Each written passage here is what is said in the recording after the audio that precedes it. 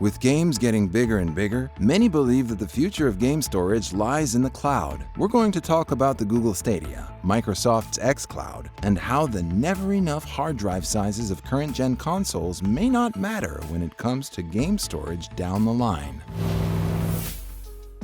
Imagine a world where game discs, game cartridges, and game downloads are a thing of the past, and you can select your game as easily as you can select to watch Snatch and Captain Marvel on Netflix. That is a tomorrow that Sony, Nintendo, Microsoft, Google, Amazon, Walmart, Verizon, EA, Ubisoft, Nvidia, and Apple are experimenting with today.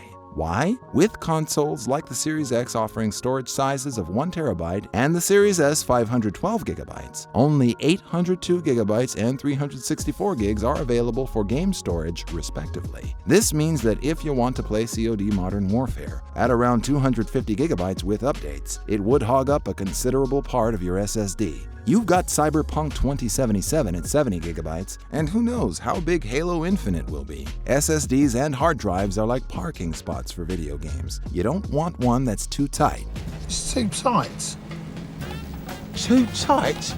It just limits your options down the line. The fear with regards to the sizes of those perpetually pushed back games is building up, and instead of having console owners expand their memory at their own expense, making bigger parking spots for their current and future library could be the way.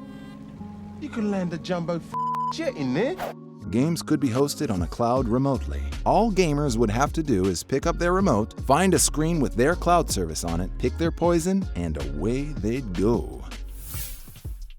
Imagine you have a subscription to a cloud gaming service and you're in the middle of your Flight Simulator 2020 campaign on your TV at home. And then boom, you have to fly to Miami to see your grandparents for Christmas. Poor you, right? To calm your nerves on the flight, you could conceivably log into the plane's Wi-Fi and continue your quest on your smartphone, pretending to commandeer the actual flight you're on, navigating through the same weather conditions, etc. And if you bring your controller with you, you could even play some more on your Miami hotel's TV if it supports your cloud service. The anywhere, anytime there's a controller, a screen, and a Wi-Fi connection is the future many game companies are trying to build. And as it stands, you can try out different versions of this tech for yourself right now using game subscription services like Steam Link, PS4 Remote Play, Xbox app for Windows 10, Remoter, Rainway, HP Omen Game Stream, PlayStation Now, Jump, Vortex, GeForce Now, Steam Link Anywhere, Shadow by Blade, PlayKey, Parsec, and Google Stadia. The major advantages to stream gaming are access to more games, no more downloading, no having to buy new consoles in the same way you don't have to buy a new DVD or Blu-ray player if you have Netflix, no more getting up every 3 hours to change discs or cartridges, and no more storage management issues, as that is managed for you.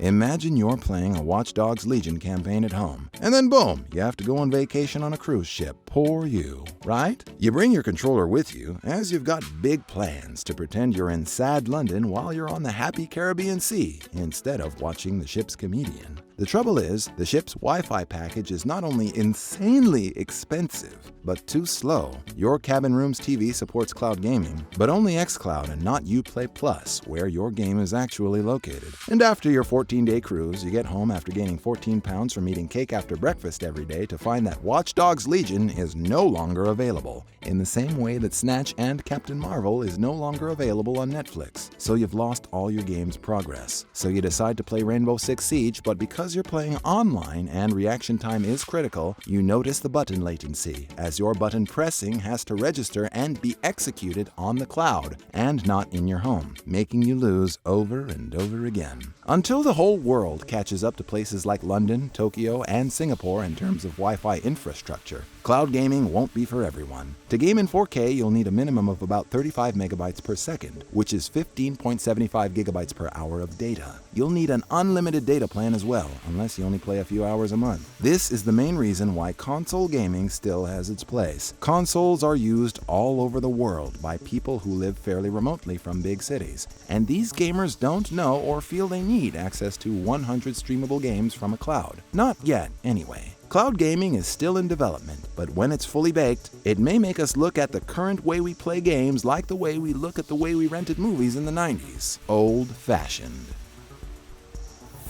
Will cloud gaming be a part of your future? Do you wish you could stream games, or are you satisfied with the current state of play? Let us know in the comments down below, and like and subscribe for more from the gamer. Ciao!